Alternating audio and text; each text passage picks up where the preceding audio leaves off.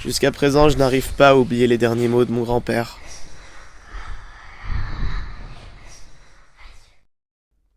Tony, tu tiens toujours l'échelle, hein?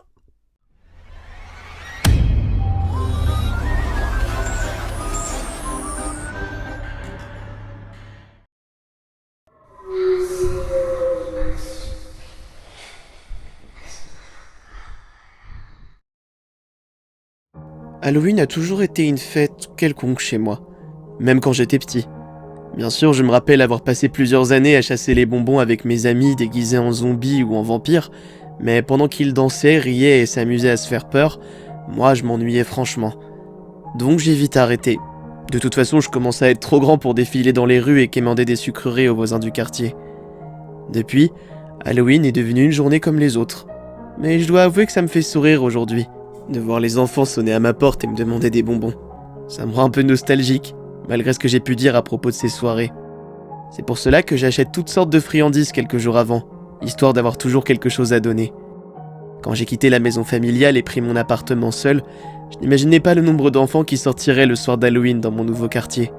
Il était calme, un peu perdu, il n'y avait pas grand chose à faire, alors j'imagine que pour beaucoup de gamins c'était l'une des seules activités intéressantes de l'année. Tous les soirs d'Halloween c'était la même chose.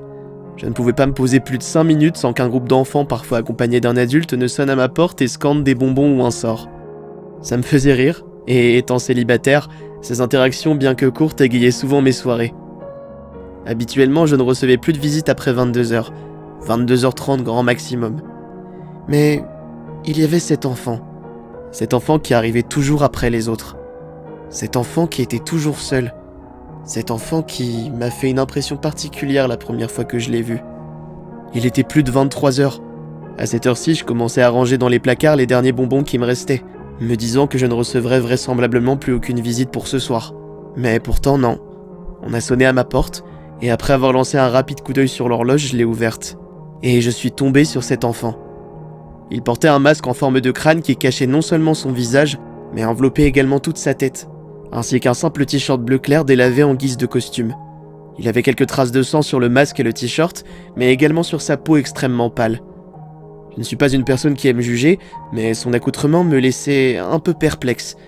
Comme si les parents n'avaient pas assez d'argent pour acheter un déguisement complet et que ce gamin essayait de rattraper le tout en ajoutant du faux sang. Ça lui donnait un air particulier. Mais peut-être que cela était accentué par le fait qu'il ne parlait pas. Dès que j'ai ouvert la porte, il est resté silencieux pendant 5 petites secondes, j'imagine, avant de tendre ses bras, ouvrant bien grand son sac à bonbons. La chasse ne devait pas être bonne pour ce petit. Le sac semblait plutôt vide. Je lui ai offert mes dernières friandises et il m'a fait un rapide salut de la main avant de tourner les talons, toujours aussi silencieux. Je suis resté devant la porte quelques instants et j'ai haussé les épaules. Halloween s'est arrêté de cette façon cette année-là. Ce premier Halloween sans ma famille a été également marqué par un autre événement beaucoup plus grave. Le lendemain, derrière un bâtiment près des poubelles, un concierge a retrouvé un corps. Le corps d'un enfant, une petite fille, poignardée plusieurs fois à l'aide d'un morceau de verre. La nouvelle a choqué tout le quartier, dont moi bien évidemment. Ce voisinage si paisible s'était soudainement transformé par la peur et la paranoïa. Parmi les habitants se trouvait un meurtrier. Je ne me rappelle pas très bien comment se sont déroulés les premiers jours qui ont suivi le drame de mon côté. Comme tous les autres, j'imagine. L'horreur en premier lieu, puis la crainte, l'insécurité. Mais ça n'a pas duré, bien évidemment. C'est peut-être horrible à dire, mais passé les premiers mois, les marches blanches, les hommages, nous avions déjà tous oublié. La vie avait repris son cours. Après tout, ce n'était qu'un fait divers parmi tant d'autres. Même si le meurtrier n'avait pas été retrouvé, je m'étais trompé. Le voisinage était redevenu paisible, comme si cette affaire n'avait jamais existé. Une information en efface une autre, comme on dit. Le deuxième Halloween que j'ai vécu dans ce quartier était quasiment identique au premier. En réalité, il était parfaitement identique. Cette histoire n'avait eu aucune incidence, et je pense qu'il y avait même encore plus d'enfants dans les rues cette année-là. Et vous vous en doutez, en toute fin de soirée, l'enfant était là. Comment j'ai réussi à le reconnaître ? Il avait le même déguisement, le même masque en forme de crâne, un t-shirt sobre et plusieurs taches de sang sur le corps et les vêtements. Les mêmes gestes que l'année dernière. Un silence de mort, son sac grand ouvert, un rapide geste de la main, et pouf, il a disparu. Comme je vous ai dit, cet Halloween était similaire au dernier, en tout point. Le lendemain, on a retrouvé un nouveau cadavre. Encore une enfant. Une nouvelle fois tuée de manière extrêmement violente. Et c'est à ce moment précis que tout a changé pour de bon. Cette fois-ci, toutes ces émotions, toutes ces peurs et tous ces soupçons ne se sont pas dissipés. 2 meurtres 2 années de suite le soir d'Halloween et un assassin toujours en liberté. Ce fut dur, et pour tout le monde. Inutile de dire qu'après ce deuxième incident, les derniers Halloween ne se sont pas spécialement passés dans la joie et la bonne humeur. Au fil des ans, je recevais de moins en moins d'enfants à ma porte. Ce n'était pas vraiment une peur exagérée, à vrai dire. Chaque année, on avait le droit à une nouvelle atrocité. Malgré les gendarmes, malgré les bénévoles chargés d'ouvrir l'œil, personne n'a réussi à empêcher les meurtres de se reproduire, année après année. Ça a duré encore 3 ans. 4 enfants avaient déjà perdu la vie. Le 5e Halloween après le meurtre, mis à part quelques groupes d'enfants, plus personne ne faisait la fête. Après, plus grand monde ne s'intéressait vraiment à Halloween dans le village, il faut l'avouer. Mais disons que les meurtres ont accéléré le processus. J'étais en pleine période de déménagement et ça m'arrangeait de ne pas avoir à ouvrir la porte constamment. Certains enfants étaient bien là à vouloir des bonbons, mais leur nombre chutait au fil des années. Cependant, il y en avait un qui était toujours à son poste. Ce gamin. Le même masque, un t-shirt banal, mais cette fois aucune trace de sang. Ça ne m'a pas surpris plus que ça. Je me disais que laver ses affaires à la main devait être compliqué pour sa mère ou son père. Et comme vous pouvez vous en douter, le même comportement. Les mêmes petits gestes de sa part. Néanmoins, cette fois, j'ai essayé de lancer une conversation. Après tout, je le connaissais depuis 5 ans maintenant. Je lui ai juste balancé « T'es pas un peu trop vieux pour participer à Halloween maintenant ?» Il n'a rien dit, et il a haussé les épaules. Et ça a été notre dernière rencontre. J'ai quitté le quartier quelques jours plus tard, après un 5e meurtre. Néanmoins, peu après mon départ, ils ont enfin trouvé l'assassin. Je pense que beaucoup ici l'ont déjà deviné. Il s'agissait bien de cet enfant. Les taches de sang sur ses vêtements n'étaient pas de la décoration. C'était de l'hémoglobine véritable, appartenant à ses victimes. Une fois ses pulsions calmées, comme tous les autres enfants, il allait toquer aux portes pour récupérer des bonbons. J'ai également appris qu'il avait étranglé sa dernière proie, ce qui expliquait l'absence de sang sur lui. Je ne me rappelle plus comment j'ai réagi. Un peu choqué, je dirais. Je ne sais pas. Mais voilà, c'était une histoire que je voulais vous raconter. J'aurais aimé vous inventer une chute extrêmement terrifiante, un plot twist, mais ce n'est pas le but. C'est une anecdote sur Halloween, le fait d'avoir croisé la route de l'assassin pendant toutes ces années, le fait qu'il était un enfant, c'est tout. Une histoire de ce genre qui, en quelque sorte, forge un peu plus le côté mystique de cette fête, la rend plus éternelle, un peu plus effrayante. Ce sont ce genre de faits qui nous font rappeler Halloween. Parfois, je me demande si j'ai la bonne réaction face à cette histoire. Je me demande si j'ai le bon sentiment face à ces souvenirs. Et parfois, je me dis que peut-être, je me mens à moi-même.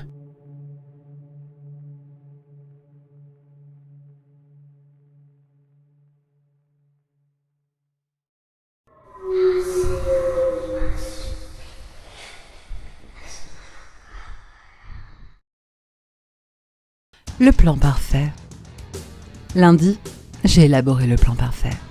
Personne n'était au courant que nous nous connaissions. Mardi, il a volé le flingue de son père. Mercredi, nous avons décidé de le faire pendant l'assemblée des élèves du lendemain. Jeudi, nous avons attendu devant les portes du gymnase.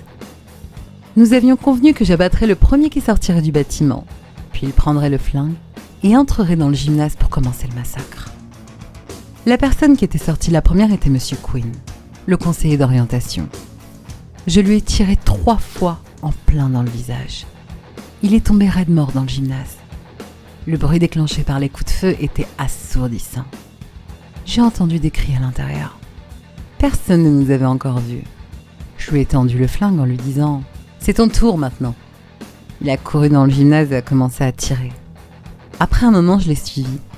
Il n'avait encore touché personne. Les élèves se bousculaient et se cachaient. C'était le chaos. Puis, j'ai couru vers lui et je me suis jetée sur lui. Nous nous sommes battus. J'ai arraché l'arme de ses mains, l'ai retournée contre lui et pressé la détente, le réduisant ainsi au silence pour toujours. Le vendredi, j'étais acclamé en héros. C'était vraiment le plan parfait.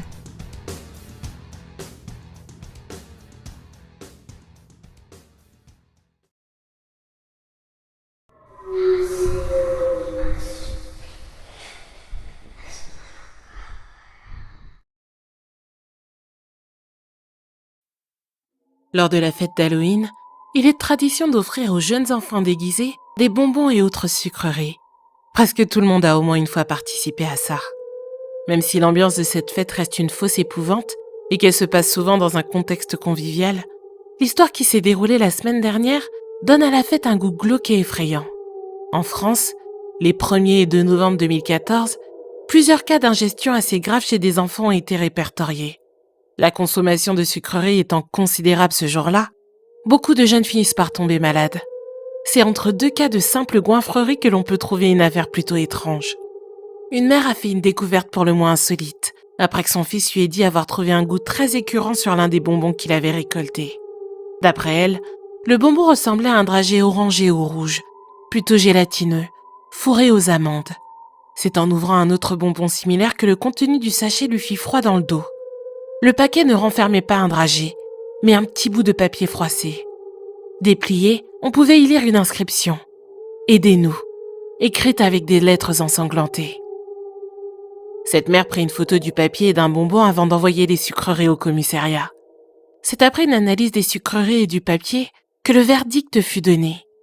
Le bonbon était composé de graisse humaine. Les amandes étaient des ongles découpés et du sang mélangé au sucre avait été concentré à l'intérieur du dragée. Le liquide rouge sec que l'on a retrouvé sur le papier était bel et bien du sang lui aussi. Les enquêteurs privilégient la thèse du canular, mais aucune possibilité n'est rejetée. Il va sans dire que la consommation de ces douceurs est très fortement déconseillée.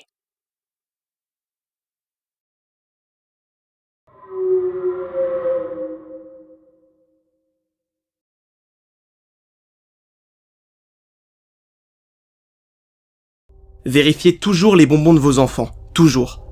Je ne souhaite pas être alarmiste en disant cela, et pour être tout à fait honnête, je me rends bien compte que la majorité des bonbons distribués pendant la période d'Halloween sont achetés en magasin la veille du jour J et mis dans un bol en plastique qui ressemble à une citrouille.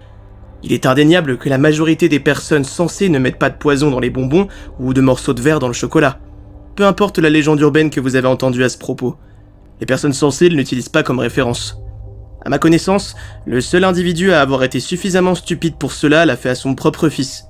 Alors ne regardez pas vos voisins comme des criminels. Ils tentent simplement de distribuer des sucreries aux enfants de manière parfaitement innocente. Le bonbon mentionné ci-dessus semble être une sorte de sucette aromatisée à la cannelle, à ne pas confondre avec ceux de la marque Atomic Fireball ou toute autre friandise similaire. Il peut avoir l'apparence d'une boule de gomme teintée de rouge ou d'une sucette rouge sans bâton. Le fait est que son apparence est plutôt générique, ce qui rend difficile la détection de ce dernier. Il arrive que ces bonbons soient commercialisés sous la marque H.H. Sweets, une société fictive. Ou du moins, qui n'a pas été enregistrée par une agence depuis 1999. En effectuant une recherche sur internet, il est possible de tomber sur des entreprises appelées H.H. Sweets. Toutefois, je peux vous assurer qu'elles ne sont pas la vraie entreprise, il s'agit simplement d'homonymes. Si l'étiquette arbore le nom H.H. Sweets, un slogan situé en dessous mentionnera la phrase « chaud comme l'enfer, doux comme le paradis ». Même si tous les bonbons ne sont pas étiquetés par la marque, cela facilite un peu leur repérage. Par conséquent, si vous ou votre enfant recevez un bonbon de cette marque, je vous recommande de le jeter. La documentation à propos du phénomène ne remonte qu'à 2007, mais il est possible qu'il dure depuis bien plus longtemps. Le bonbon a été ingéré par 9 individus, dont 4 enfants de moins de 18 ans depuis cet enregistrement. Tous les cas ont eu lieu un 31 octobre. Et le plus grand nombre a été enregistré en 2016 avec un total de 3 victimes. Les seuls éléments permettant de connaître l'apparence et la marque des bonbons sont les témoignages et les enquêtes menées sur les emballages de bonbons abandonnés à proximité. Tous les cadavres des victimes, à l'exception de leur tête, n'ont subi aucun dommage. C'est véritablement sur les têtes que les choses deviennent étranges. Chaque tête a été complètement consumée, comme une allumette usagée. Cela rendrait l'identification des victimes difficile. Heureusement, l'analyse des empreintes digitales convenait parfaitement à la nature de ces décès, car les mains des défunts étaient totalement intactes.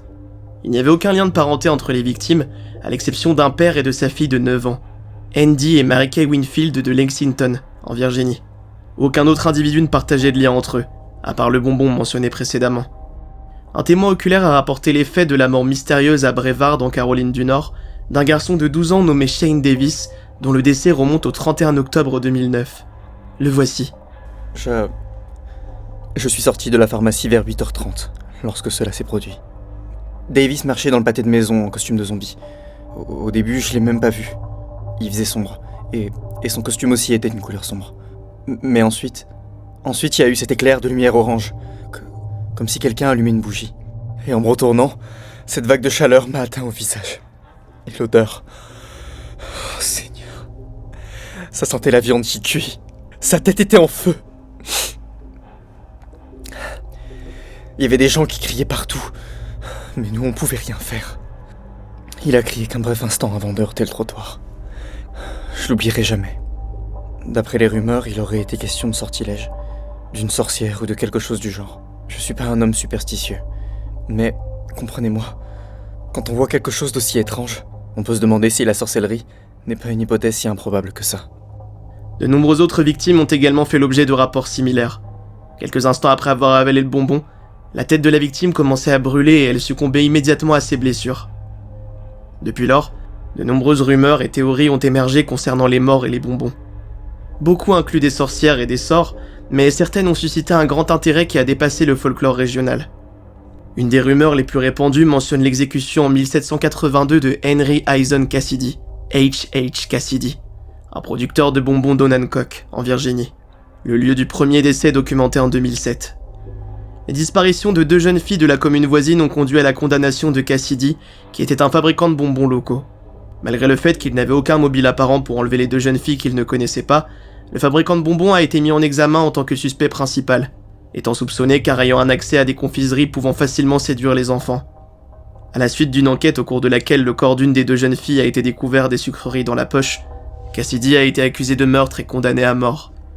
Les enfants de la ville, qui aimaient autrefois les bonbons fabriqués par l'homme, ont commencé à appeler Cassidy le sorcier d'Onancock, faisant de lui l'un des premiers hommes sorciers du folklore régional.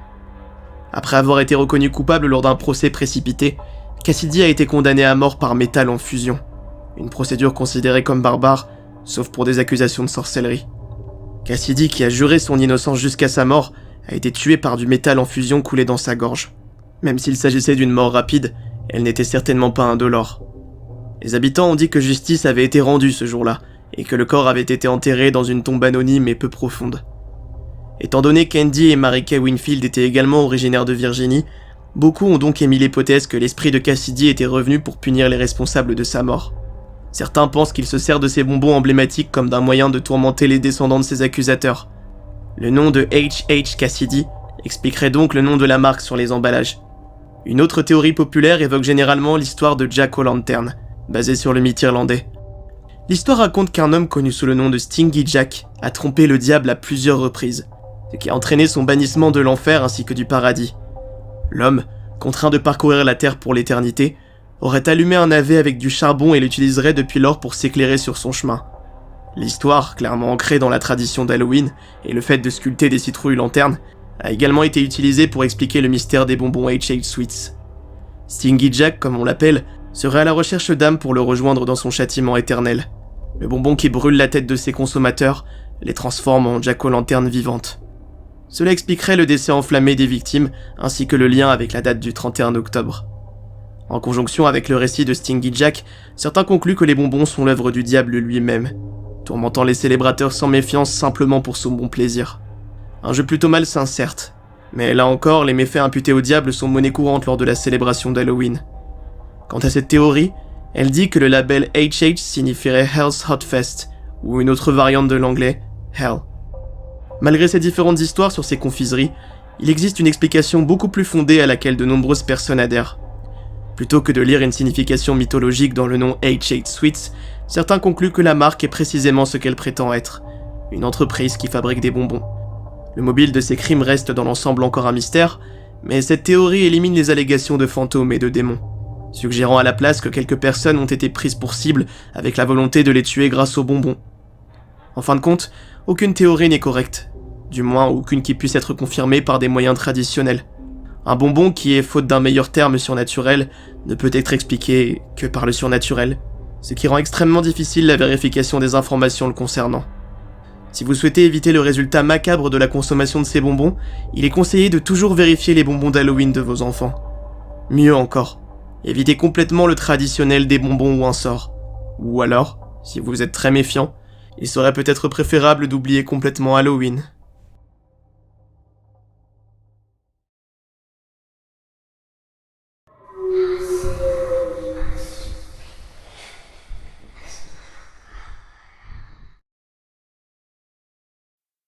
Une douce nuit d'Halloween, un jeune garçon marchait seul dans quelques allées de maisons. Habillé en fantôme, il sonnait à la porte de chaque résidence et criait joyeusement « Des bonbons ou un sort !» Normalement, tout le monde lui offrait quelques friandises pour lui faire plaisir. Mais l'enfant ne devait pas aller plus loin. Il était jeune et ne pouvait que sonner dans les maisons qui étaient dans sa rue.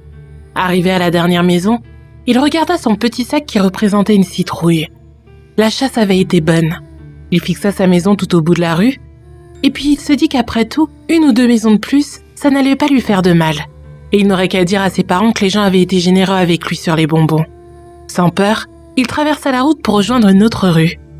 Mais ce qui devait être l'affaire de quelques maisons se transforma en plus d'une vingtaine, les minutes devenant des heures, les mètres devenant des kilomètres. Au bout du compte, après une porte se refermant et quelques bonbons récoltés, le garçon eut un sursaut. Il était allé trop loin. Il regarda à droite et à gauche et il ne savait pas où il était. Cette rue ne lui disait absolument rien. Plus personne n'était dehors, plus aucun bruit. L'enfant était d'un seul coup tétanisé, mais il prit son courage à 2 mains et longea doucement les bâtiments et maisons, essayant de retrouver son chemin en se basant sur les souvenirs qu'il avait. Mais seulement, il arriva un moment où il ne se souvenait plus par où il était passé. Le gamin était bel et bien perdu. Des larmes coulaient sur ses joues et tombaient sur le sol. On pouvait même les entendre tant la nuit était calme ce soir-là. Il criait, mais personne ne l'entendait. Après quelques minutes, l'enfant sécha ses larmes. Il y avait une personne devant lui, à une vingtaine de mètres. Il ressemblait vaguement à un homme, très blanc. Il était chauve et ses yeux n'avaient aucune couleur. Enfin, ils étaient noirs. L'homme était vêtu d'une longue robe blanche elle aussi, avec de longues manches cachant ses bras et ses mains. Il leva le bras en direction de l'enfant. Il tenait une bougie qui brillait dans la nuit noire. Il s'avança lentement vers l'enfant, ce dernier reculant petit à petit. Toujours la bougie au bout de sa main. L'homme mystérieux, fixant le gamin apeuré dans les yeux, s'avançait de plus en plus vite. Le garçon, une décharge d'adrénaline montant dans son corps, s'enfuit tout à coup, courant de toutes ses forces loin de l'étrange personnage qui continuait à marcher lentement. Chaque fois qu'il tournait la tête pour regarder si l'homme le suivait, il était bien derrière et semblait pourtant toujours marcher lentement. La poursuite dura bien quelques minutes, au bout desquelles l'enfant s'arrêta net. Un cul-de-sac lui barrait la route. En se retournant, il le vit. L'homme était devant lui, tendant toujours sa bougie, et s'avançait doucement. En reculant, le garçon percuta le mur. C'en était terminé. L'homme s'abaissa pour le voir droit dans les yeux, leva sa bougie et souffla la flamme qui s'éteignit. Ce fut la dernière fois qu'on vit l'enfant. Prenez garde le soir d'Halloween à ne pas vous perdre dans la rue. Sinon, le souffleur de bougies vous en fera payer le prix fort.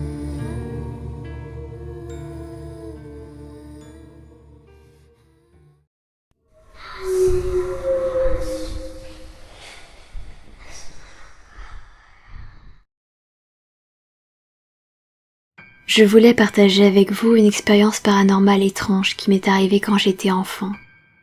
J'ai grandi en Amérique latine, dans un village perdu au cœur des montagnes, entouré de mystères et de beauté naturelle. L'histoire que je vais vous raconter s'est déroulée lors de mes vacances chez ma tante Rosa, et elle m'a marquée à jamais.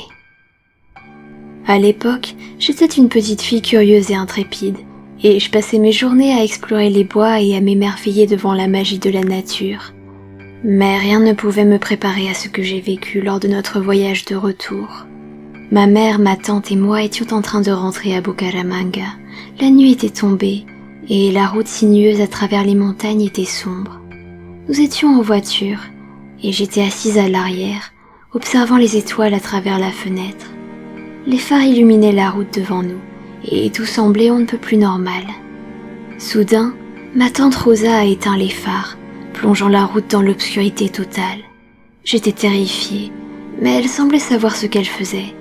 Elle a pris un détour et ma mère a couvert mes yeux avec ses mains pour que je ne voie rien. J'étais beaucoup trop curieuse, et à travers les interstices entre les doigts de ma mère, j'ai vu quelque chose de véritablement étrange. Sur la route où l'on aurait dû passer, une procession funéraire bizarre se déroulait. De nombreuses silhouettes encapuchonnées vêtues de longues capes sombres semblaient flotter au-dessus du sol. Elles ne marchaient pas, mais elles glissaient silencieusement, comme des fantômes. Leurs visages étaient cachés sous les capuches, et une aura mystérieuse émanait d'elle. C'était comme si j'assistais à un rituel ancien, à une procession d'âmes perdues. Mon cœur battait à la chamade et la peur m'envahissait, mais je ne pouvais pas détacher mes yeux de cette scène surréaliste. Rosa a fini par rallumer les phares et la procession disparut aussi mystérieusement qu'elle était apparue. Ma mère et ma tante échangèrent un regard troublé, mais elles ne dirent rien. Le reste du voyage se fit en silence, et je restais perdue dans mes pensées. Cette nuit m'a marquée à jamais, et c'est depuis lors que ma fascination pour le paranormal a commencé. Si vous avez des expériences similaires ou des idées sur ce que j'ai pu voir cette nuit-là, je serais ravie de les entendre.